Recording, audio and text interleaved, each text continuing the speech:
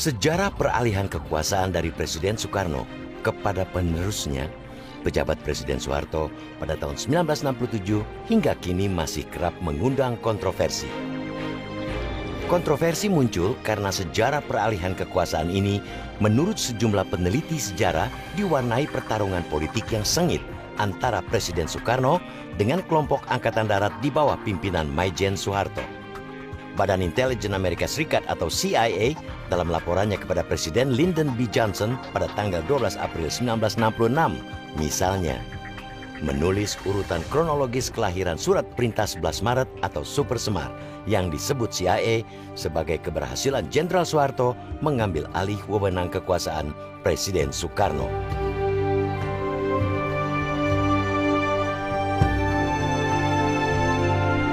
Peristiwa penculikan dan pembunuhan 7 perwira Angkatan Darat, di mana 6 diantaranya berpangkat jenderal pada tanggal 1 Oktober 1965, menjadi awal kekisruhan politik yang akhirnya melahirkan Surat Perintah 11 Maret atau Super Semar.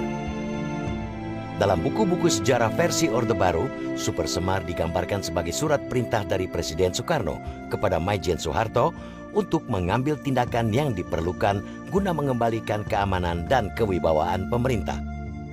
Surat itu ditandatangani Presiden Soekarno di Istana Bogor pada tanggal 11 Maret 1966 di hadapan 3 jenderal utusan Soeharto, yakni Brigjen Basuki Rahmat, Brigjen M. Yusuf, dan Brigjen Amir Mahmud. Kebetulan Jenderal Yusuf dan Jenderal Amir Mahmud itu dianggap cukup dekat dengan Presiden Soekarno. Jadi Presiden Soekarno bersedia menerima mereka. Kalau Pak Basuki Rahmat nggak terlalu dekat, tapi khususnya Yusuf itu dekat dengan Presiden Soekarno. Dan terus Jenderal Yusuf mengatakan, Pak, berikan saja wewenang kepada Pak Jenderal Soeharto untuk menyediakan segala usaha untuk melindungi keamanan Presiden Soekarno. Tadinya Bung Karno masih maju mundur ya. Tapi kemudian oleh Pak Lemena juga dianjurkan, sudahlah Bung, supaya Bung Karno aman, berikan wewenang itu kepada Presiden Soeharto. Apakah Bung Karno mendapatkan tekanan, Pak? Ya sebetulnya begini, yang memang tadinya Bung Karno ogah memberikan itu karena khawatir nanti kekuasaannya berkurang. Tapi oleh Pak Lemena terutama ya, supaya melerai Bung Karno ya, mendesak, melerai lah supaya sebaiknya diberikan supaya Bung Karno tenang, bisa menjalankan kepemimpinannya dengan tenang, tidak usah mikirkan yang enggak-enggak, oleh karena keamanannya dilindungi. Sebelumnya Soekarno pergi ke Istana Bogor setelah merasa terancam oleh kabar adanya pasukan liar di tengah masa demonstran yang beraksi memprotes kepemimpinan Soekarno di depan Istana Merdeka Jakarta. Demonstrasi ini terjadi saat Soekarno memimpin rapat kabinet Dwikora yang tidak dihadiri Menteri Panglima Angkatan Darat Maijen Soeharto. Pasukan liar itu siapa, Pak? Ternyata itu pasukan RPKAD, karena antara RPKAD dan kami KAPI itu kan dekat. Jadi karena sebelumnya itu ada seorang anggota kami yang tertembak oleh Cakrabirawa, Arif Rahman. Nah ini jadi setelah itu RPKAD selalu memberi perlindungan kepada demonya kami itu. Nah itu pasukan RPK itu yang dikatakan pasukan yang nggak dikenal. Sebelum bulan Maret itu, bulan Februari terjadi demonstrasi mahasiswa dan sebagainya. Kemudian pada bulan Januari itu RPKAD ditarik dari Bali untuk kembali ke Jakarta. Lalu sebelum itu bulan Desember, November, dan Oktober terjadi pembunuhan massal di Jawa Tengah, Jawa Timur, dan Bali. Itu yang membuat Bung Karno juga agak tidak menduga juga bahwa akan terjadi kekerasan sebegitu besarnya. Itu konteks dalam arti luas atau kronologi dalam arti luas. Belum lagi yang juga tadi sudah kita singgung menyangkut kepentingan Amerika di Indonesia pada waktu itu, yang secara langsung atau tidak langsung ikut menyumbang apa yang terjadi pada tanggal 11 Maret 1966 itu. Berbekal Super Semar, Maijen Soeharto kemudian melakukan sejumlah langkah yang dinilai sejumlah kalangan kian memperkuat kekuasaan dan posisi tawar Angkatan Darat di pemerintahan. Seperti membubarkan Partai Komunis Indonesia atau PKI yang dianggap sebagai dalang peristiwa G30S 1965 pada tanggal 12 Maret 1966. Soeharto juga membubarkan pasukan pengawal Presiden Cakrabirawa yang dikenal sebagai pendukung utama Presiden Soekarno. Ada seorang perwira namanya Mayor Jenderal Sucipto, sarjana hukum. Beliau adalah ketua G5 Koti, dipanggil Pak Harto, dan kemudian ditugaskan oleh Pak Harto untuk membuat suatu keputusan berdasarkan surat perintah ini untuk membubarkan PKI. Nah, jadi pada malam hari itu, wah, kita bergembira.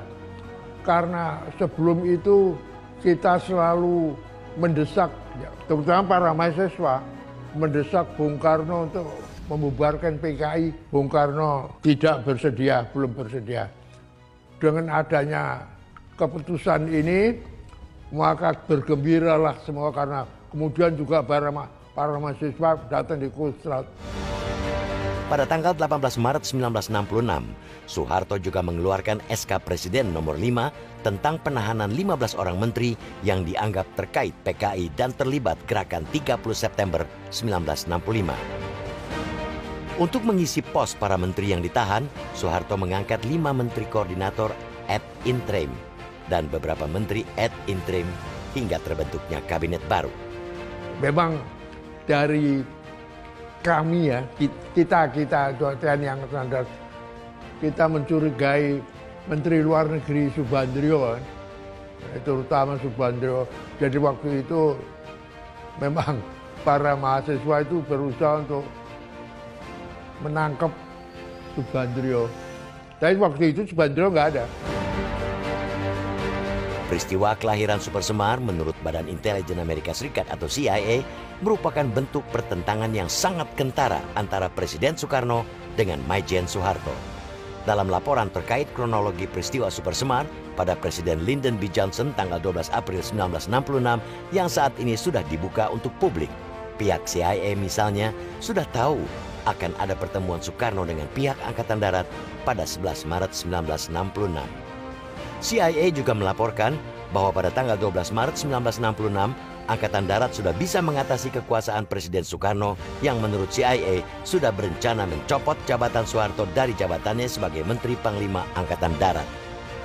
Amerika sudah mengetahui itu dan kita lihat sendiri bulan Maret ini kan bulan yang sangat intens di dalam politik Indonesia itu pada tahun 66.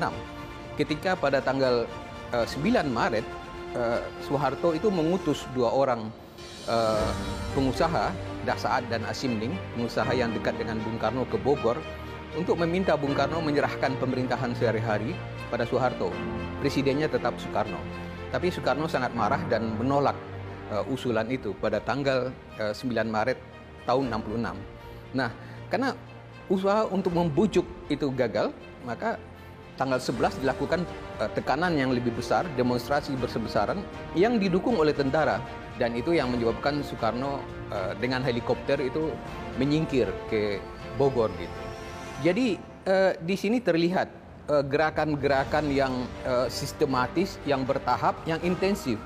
Dan pada tanggal 11 Maret kita tahu diserahkan Super Semar dan ini digunakan oleh Soeharto pada tanggal 12 Maret untuk membubarkan PKI. Ketika Bung Karno ingin mencabut Super Semar itu, sebelum itu dilakukan, maka Soeharto melakukan tindakan yang lebih intensif lagi. Pertama, membubarkan Cakrabirawa yang merupakan pendukung Soekarno.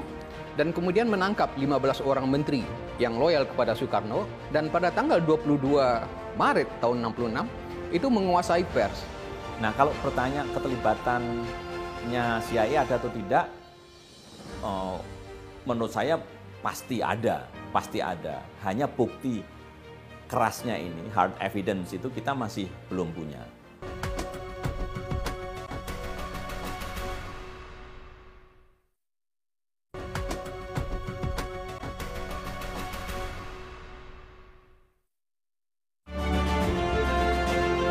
Laporan Badan Intelijen Amerika Serikat atau CIA seputar peristiwa lahirnya Surat Perintah 11 Maret atau Super Semar tak hanya berisi analisa singkat mengenai upaya kelompok Angkatan Darat mengendalikan kekuasaan, namun juga menyorot upaya Presiden Soekarno untuk melawan upaya para perwira Angkatan Darat di bawah pimpinan Maijen Soeharto yang ia anggap bertindak melebihi wewenangnya. Sebuah upaya yang dijawab Maijen Soeharto dengan langkah penangkapan 15 menteri pro Soekarno dengan alasan dituduh terlibat peristiwa G30S 1965 atau menjadi bagian dari organ PKI.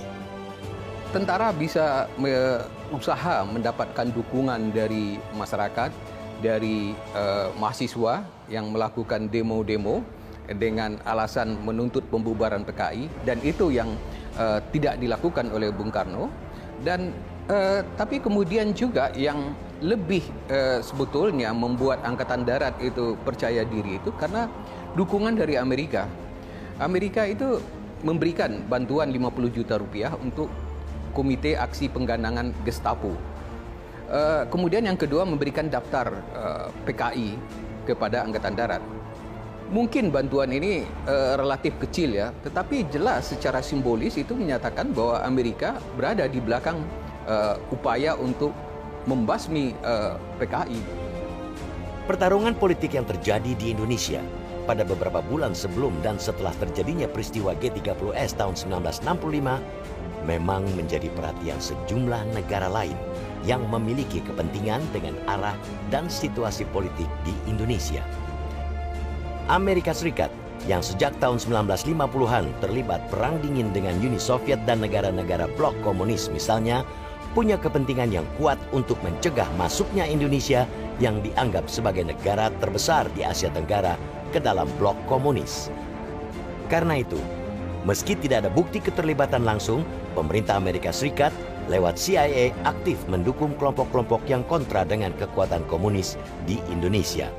Jadi Amerika ini agak gelisah melihat kedekatan Indonesia dengan Soviet maupun dengan Republik Rakyat Tiongkok ini.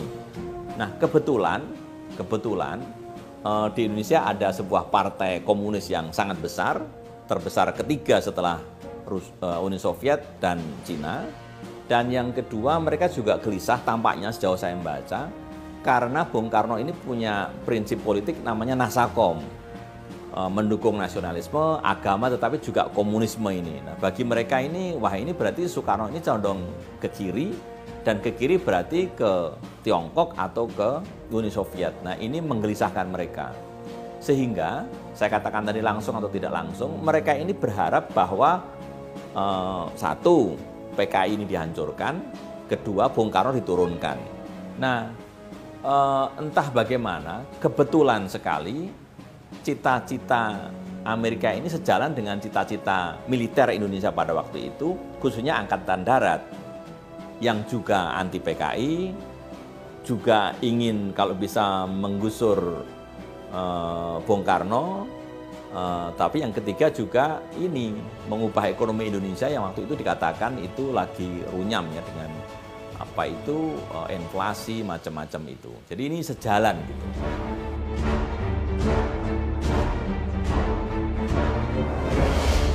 Sorotan atas dugaan keterlibatan tidak langsung CIA dalam berbagai peristiwa politik di Indonesia sebelum dan pasca tragedi 1 Oktober 1965 saat ini sudah banyak mengemuka.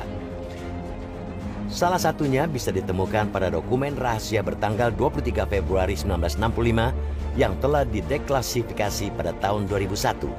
Dalam dokumen bertajuk Memorandum yang disiapkan untuk Komisi 303 itu, disebutkan persetujuan Komisi Khusus Dewan Keamanan Nasional Amerika Serikat kepada CIA untuk melakukan aksi politik menghancurkan komunis di Indonesia. Caranya dengan menjalin kerjasama diam-diam guna mendukung kelompok anti komunis, operasi surat gelap, operasi media, juga aksi politik di dalam organisasi dan lembaga di Indonesia. Kan selalu ada tuduhan sejak semula bahwa ini ada peran permainan dari CIA Amerika.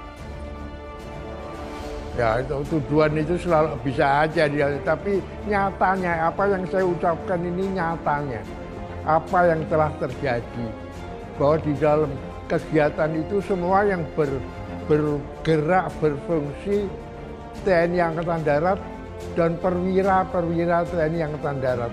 Tapi ya masuk akal orang pakai itu karena orang-orang yang tidak senang terjadinya, yaitu orang-orang yang pro PKI, dengan sendiri dia cari alasan untuk sekarang mendesak, memojokkan Pak Harto dan kami TNI Angkatan Darat.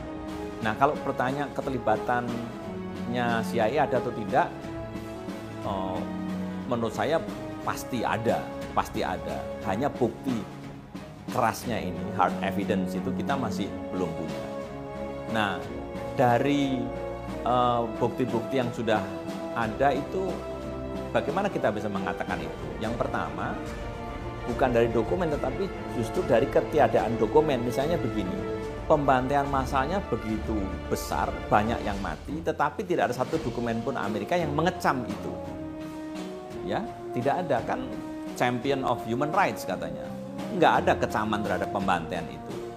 Hanya karena menurut mereka toh yang dibunuh itu orang-orang kiri gitu. Atau pengikutnya Soekarno itu. Tanda tangan Bung Karno pada Super Semar yang dikirim oleh Bapak Nurinwa itu bukan merupakan tanda tangan original.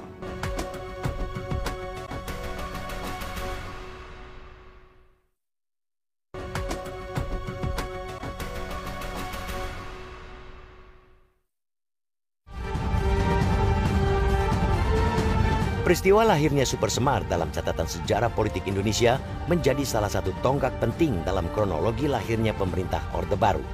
Karena dengan berpegang pada klaim legalitas Super Semar, Maijen Soeharto berkesempatan melakukan sejumlah langkah politik yang di belakang hari kian menggerogoti kekuasaan Presiden Soekarno. Arti penting Super Semar pertama adalah bahwa dengan begitu bisa didobrak, sehingga mendobrak kesulitan sehingga bisa segera PKI sebagai organisasi dilarang. Itu penting sekali. Oleh karena dengan demikian kemudian kita melakukan tindakan-tindakan juga di daerah untuk meniadakan peran PKI di dalam masyarakat dan khususnya dalam politik. Karena selama Bung Karno memegang politik Nasakom, itu PKI pegang peran politik luas sekali termasuk di daerah-daerah. Setelah membubarkan PKI dan menahan 15 menteri pro Soekarno, langkah Soeharto dalam menafsirkan Super Semar tidak berhenti. Dengan alasan memenuhi aspirasi masyarakat dan dengan dukungan besar dari kelompok anti komunis dan anti Soekarno, Soeharto kemudian membentuk Majelis Permusyawaratan Rakyat Sementara atau MPRS. Dalam sidang umum MPRS yang digelar 20 Juni hingga 6 Juli 1966, laporan pertanggungjawaban Presiden Soekarno yang berjudul Nawaksara ditolak. Pada saat yang sama, MPRS juga menetapkan TAP MPRS tentang Super Semar. Setelah MPRS menolak laporan pertanggungjawabannya, Presiden Soekarno praktis kehilangan kewibawaannya sebagai presiden. Dan pada tanggal 12 Maret 1967, atau setahun lebih sehari setelah keluarnya Super Semar, kekuasaan Soekarno sebagai presiden akhirnya benar-benar berakhir setelah MPRS melantik Letjen Soeharto sebagai pejabat presiden. Gini, setelah Super Semar itu menariknya, Amerika menyebut Soeharto dan kawan-kawan itu dalam tanda kutip pemerintahan yang baru. Jadi sudah tahu dia bahwa Soekarno ini tersingkir. Jadi bukan sebagai penerima surat perintah, tetapi sebagai pemerintahan yang baru. Dan itu menurut Amerika adalah Angkatan Darat. Cuman Angkatan Darat ini kok nggak langsung bikin kudeta melawan Soekarno gitu. Lalu Soekarno berhenti sebagai presiden. Kenapa nggak seperti itu gitu? Ya ternyata kita orang Indonesia atau mungkin orang Jawa itu meskipun tentara juga punya cara sendiri, tetap menghormati orang tua dan sebagainya mungkin. Yang itu mereka nggak paham. Menyusul terjadinya peralihan kekuasaan dari Presiden Soekarno kepada pejabat Presiden Soeharto pada tahun 1967, arah politik dan kebijakan pemerintahan Republik Indonesia berubah drastis. Dalam soal politik luar negeri dan pilihan kebijakan ekonomi misalnya, pemerintahan Soeharto lebih condong ke negara-negara blok barat, terutama Amerika Serikat, dan menjauh dari negara-negara blok komunis atau sosialis. Dulu sebelum Super Semar ini, pemerintahan Indonesia itu kan didominasi oleh sipil. Ya, tetapi setelah Super Semar apa yang terjadi? Militer. Itu. Yang kedua, dulu sebelum Super Semar ini orientasi politik Indonesia itu kerakyatan. Jadi rakyat itu berpartisipasi sebanyak mungkin, ya. Soekarno orang sipil, kemudian menteri-menterinya juga orang-orang biasa gitu ya. Tetapi setelah Super Semar ini kan elitis. Semuanya diarahkan ke Jakarta. Setelah Super Semar itu 11 Maret tahun 1966 itu elitis. Jadi semuanya ini. Nanti rakyat akan disebut sebagai massa mengambang. Ya, yang diikutkan sejauh untuk kepentingan pemilu saja. Setelah itu ya dilepaskan gitu. Itu yang kedua, perubahan kedua. Perubahan ketiga menurut saya adalah situasi yang pada zaman Soekarno itu adalah anti Barat, anti neo kolonialisme dan liberalisme, itu sekarang menjadi pro Barat. Pada akhir Desember tahun 65, Soeharto dengan helikopter itu datang ke Istana Cipanas. Ketika itu ada pertemuan ekonomi di sana dipimpin oleh Wahberdam Khairul Saleh untuk membicarakan nasionalisasi perusahaan asing termasuk Caltex. Nah, ketika itu Soeharto datang dengan helikopter turun ke sana dan menyampaikan bahwa Angkatan Darat tidak setuju dengan nasionalisasi Caltex.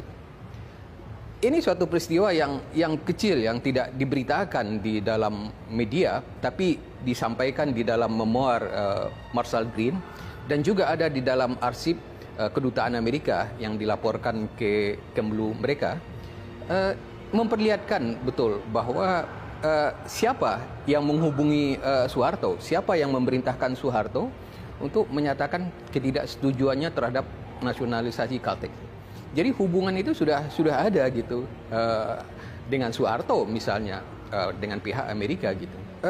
Kita tahu bahwa Orde Baru itu merupakan perubahan yang secara cepat dan juga secara drastis dan secara besar-besaran, perubahan dalam bidang politik misalnya. Kita yang dulunya itu menjadi pemimpin gerakan non-blok, anti-imperialis kolonialisme itu sekarang menjadi temannya Amerika gitu, temannya Barat gitu. Pembangunan ekonomi itu tergantung dari modal asing gitu. Nah, dari pinjaman dari luar negeri itu yang terjadi gitu.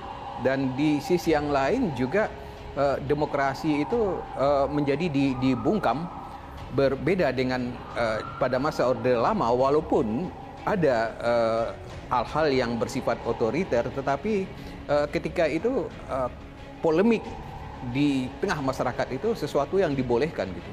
Dan ini tidak ada pada masa Orde Baru. Berpuluh tahun setelah peristiwa kelahiran Super Semar hingga kini, kontroversi terkait isi Super Semar yang dinilai sangat menguntungkan posisi Maijen Soeharto masih menjadi bahan perdebatan. Kontroversi yang menyeruak terkait keautentikan poin-poin isi Super Semar itu berkelindan dengan terkuaknya fakta sejarah bahwa keberadaan dokumen asli Super Semar hingga kini masih belum diketahui. Arsip Nasional Republik Indonesia atau ANRI baru-baru ini menegaskan bahwa dokumen asli Super Semar hingga kini belum ditemukan. Menurut Deputi Kepala ANRI, Imam Gunarto, berdasarkan hasil penelitian Puslap 4, 4 dokumen super semar yang saat ini ada di tangan ANRI, seluruhnya tidak asli atau tidak orisinal. Tentang otentik atau tidak keempat jenis versi tadi, jenis arsip tadi, dari Puspen AD itu kalau dilihat itu ketikannya itu kayak ketikan komputer. Ya, jadi di margin kanan itu lurus gitu. Kalau ketikan pasti nggak lurus.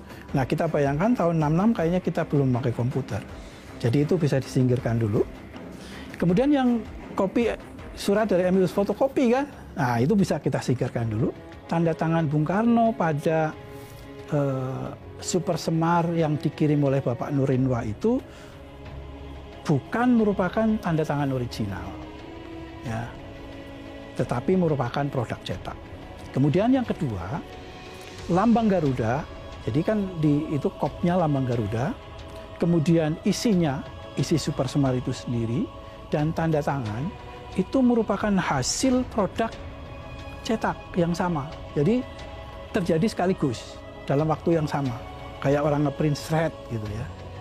Nah, beda kalau yang asli mestinya kopnya sudah ada dulu, habis itu diketik, setelah diketik ditanda tangan. Jadi ada 3 tahapan dan itu pengujian oleh laboratorium forensik bisa dilihat tekanannya terhadap kertas dari tinta-tinta itu. Dengan adanya sejumlah kontroversi yang masih menyelimuti sejarah super semar, sebuah upaya yang sungguh-sungguh dan berintegritas untuk menguak kebenaran sejarah tersebut sangat diperlukan. Sebab hanya dari sejarah yang jernih bertutur, kita bisa mendapat pelajaran yang berharga dari masa lalu.